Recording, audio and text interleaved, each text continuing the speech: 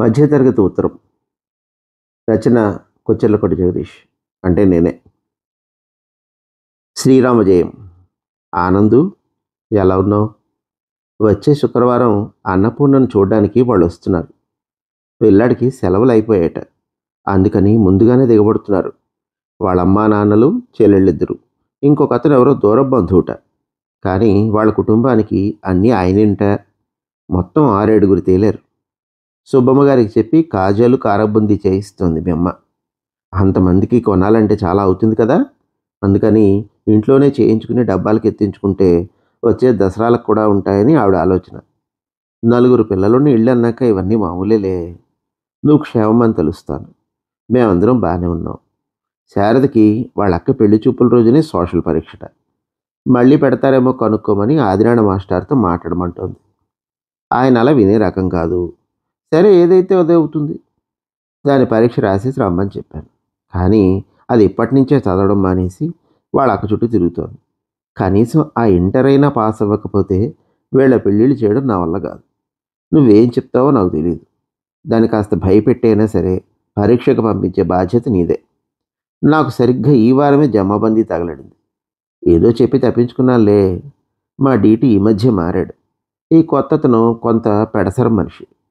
పెళ్లి చూపులకు నువ్వేం చేస్తావా అంటూ నా భుజం మీద గట్టిగా చరిచేసి పగలబడి నవ్వేశాడు. మిగతా స్టాఫ్ అంతా చచ్చినట్టు నవ్వాల్సి వచ్చింది. కానీ ఏ కళనున్నాడు. మీ అమ్మాయికి నా బెస్ట్ విషెస్ చెప్పు అంటూ సెలవు చీటి మీద సంతకం పెట్టాడు. ఇంకేంట్రా సంగతులు? మీ నారాయణరావు మావయ్య మనం మళ్ళీ ఆ విషయం కదిపాడు.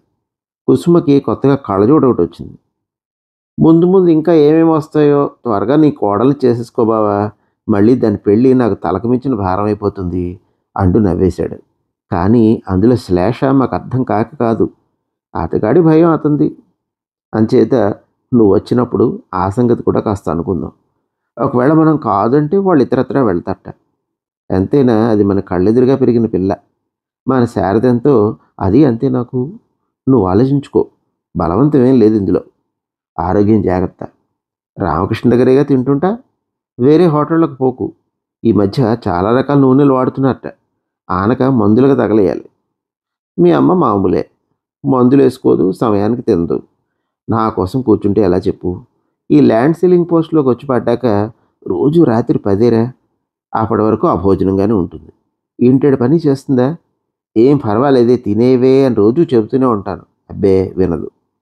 ఇక మన విశాల శ్రద్ధగా చదువుకుంటోంది. దానికన్నీ నీ పోలికలే. ఇంకొకళ్ళ ఝాస ఉండదు. ఇంతమంది ఆడపిల్లలు ఉన్నారని బెంగపడలేదురా నేనెప్పుడు. నేను నమ్ముకున్న రాముడే నాకు దారి చూపిస్తాడన్న నమ్మకం నాకుంది. ఈ 3 ఆడపిల్లలకి పెళ్ళిళ్ళు పురుళ్ళు చేసేటప్పటికి ఈ పిఎఫ్ డబ్బులన్నీ కరిగిపోతాయి. అయినా నాకు ఆ బెంగలేదు. పెన్షన్ వస్తుందిగా.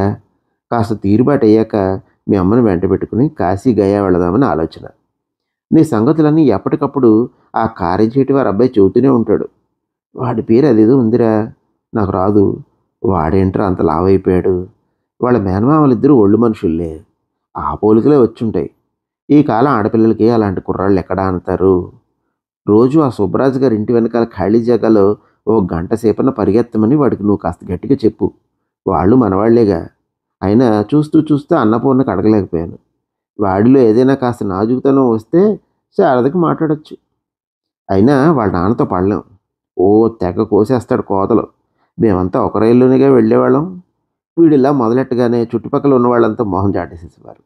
ఏదైనా విషయం చెప్తే ఎదుటి వాళ్ళు నమ్మేటట్టు ఉండాలా వద్దా? వాళ్ళ మేనమావ గారు చాలా గడించట. అంతవరకు బాగానే ఉంది. ఆయన ఈ మధ్యనే చంద్రుడి మీద 100 గజాల స్థలం కొన్నట్ట. రైల్లో ఉన్న వాళ్ళందరూ నవ్వలేక చచ్చామనుకో. అయినా ఆపడే. నిజంరా, నిజంగానే అంటూ ఒకటే అరుపులు. ఏదో కాలక్షేపం మనిషి అనుకున్నాను కానీ చాలా ఆసిపోతు. కుర్రాడి మీద కూడబెట్టాలని చూస్తున్నాడు. మన వల్ల ఎక్కడవుతుంది చెప్పు. నువ్వేదో సమయానికి అందొచ్చావు కాబట్టి సరిపోయింది. కానీ లేకపోతే ఈ నావ ముందుకు కదిలేనా? సరేలే అన్నటికీ ఆయనే ఉన్నాడు. రేపు మన వీధి రామాలయంలో శనగలు పులిహోర పంచిపెట్టిస్తున్నాను. కలిగిందే 10 మందికి పంచమన్నారు. మన పుణ్యమే మనతో వస్తుందిరా. ఆఖరిని వెనక్కి తిరిగి చూసుకుంటే ఏమీ కనబడదు పుణ్యం తప్ప. గుడికి ఈ మధ్య ఆదాయం బాగానే వస్తోంది. ప్రసాదాలు చేయడం కోసం పెద్ద గిన్నెలు అవి తెప్పించారు. పూజారి గారి ఇంట్లో ఫ్యాన్ కూడా పెట్టించారు. ఇంకా ఆయనే ఉన్నాడులే, సర్వేశ్వర శాస్త్రి. కాస్త నోరు తిరిగే ఘాటాలే దొరకట్లేదురా ఈ మధ్య. మొన్న ఈ మధ్య సత్యనారాయణ స్వామి గుడికి వెళ్ళాం మీ అమ్మ నేను. ఆయన ఎవడో కొత్తగా చేరట. సంకల్పం చెప్పించడం కూడా రాదు. అర్చనకే అరగంట చేశాడు. ఏ వృత్తిలో అయినా విద్యలు ఎంతే రాణించర్రా. సరే పేద బ్రాహ్మడని చెప్పి పెట్టారట. ఇంకేంటి సంగతులు? నువ్వేదో కంటి పరీక్ష చేయించుకోవాలని అన్నావుట మీ అమ్మతో. అలాంటి అశ్రద్ధ చేయకూడదు రోయ్. ఎంత త్వరగా వీలైతే అంత త్వరగా చేయించేసుకో. ఆ బసవరాజు గారు బాగానే చూస్తాడు. మా చిన్నతనాల నుంచి ఆయనే. ఈ మధ్య వాళ్ళ అబ్బాయి కూడా చదువు పూర్తి చేసుకుని అక్కడే చేరట్టుగా. ఇకనే 4 చేతులా సంపాదిస్తారు. కానీ ఏ మాటకి ఆ మాటే. ఒళ్ళు దాచుకోకుండా పనిచేస్తాడు ఆయన. ఎంత రాత్రప్పుడు వెళ్ళినా తలుపు తీసి మందులు రాసి పంపేవాడు. పేరు ఉరికినే వస్తుందిరా ఎవరికైనా. దాంతోపాటు ఇలా ధనలక్ష్మిను. మొన్న వినాయక చవితికి నువ్వు రానిలేదు. ఆ రోజంతా అమ్మ తలుచుకుంటూనే ఉంది. చిన్నప్పుడు బోల్డు పల్లీరికాయలు ఏరుకొచ్చేవాడిట్టుగా. వీధిలో ఆడపిల్లలందరూ నీ మీద చాడీలేంటే. ఆ రోజంతా మీ అమ్మ నీ వేషాలన్నీ ఒకటే చెప్పడం నవ్వడం. అదంతలా నవ్వడం నేను ఎప్పుడూ చూడలే. అసలు కావాలనే గుమ్మంలో నీళ్ళవి వంపేసి అందులో చవిచంద్రుడు కనబడేలా చేసేవాడివని చెప్పింది. ఇప్పుడు అవన్నీ చేసే తీరిక ఎక్కడ నీకు? దసరాలకైనా రారా. పువ్వుల బాండాలు కట్టేవాళ్ళం గుర్తుందిరా నీకు? నేను ఒకరోజు సెలవు పెట్టి మరీ మేదరి వీధికి వెళ్ళి వెదురు బద్దలు అవి కొని తెచ్చేవాడిని. కొడుకుల వాళ్ళ ఇంటి ముందు తంగేడు పూల చెట్టు ఉండేది. అవి ఇంకా కనకాంబరాలు ముక్కలు ముక్కలుగా చేసిన డిసెంబర్ పువ్వులు వేసి కొడితే రంగురంగుల్లో పడేవి ఎదుటి వాళ్ళ మీద. మీ మాస్టర్ అమ్మాయి అస్తమానం మన ఇంటికి వచ్చేది తనకి ఓ బాణం చేసి పెట్టమని. జ్ఞాపకం ఉందా? ఆ పిల్లకి పెళ్ళైపోయింది రోయ్. బొంబాయిలో ఉన్నట్ట. అల్లుడు పెద్ద ఆఫీసర్ అని చెప్పాడు ఆయన. నువ్వు వచ్చేటప్పుడు ఆ పెద్ద పెట్టి తీసుకురా. నువ్వు అక్కడేగా, చిన్నదాంట్లో సర్దుకో. మీ వాటాలో గూళ్ళు అవి ఉన్నాయి కాబట్టి బట్టలు పెట్టుకోవడానికి ఏ ఇబ్బంది ఉండదు. ఈ మారు అమ్మ నేను వచ్చినప్పుడు కాస్త శ్రద్ధగా సర్ది పెడతానులే అరలన్నీ. నీ గురించి ఎరగము. ఎక్కడో అక్కడే వదిలేస్తావు. ఆనక పనివాళ్ళు పట్టుకుపోతే ఏడుస్తూ కూర్చోవాలి. ఎంతసేపు చదువు పని తప్ప వేరే ధ్యాస ఉండదు నీకు. కాస్త రోజు విడిచి రోజన్నా గడ్డం చేసుకో.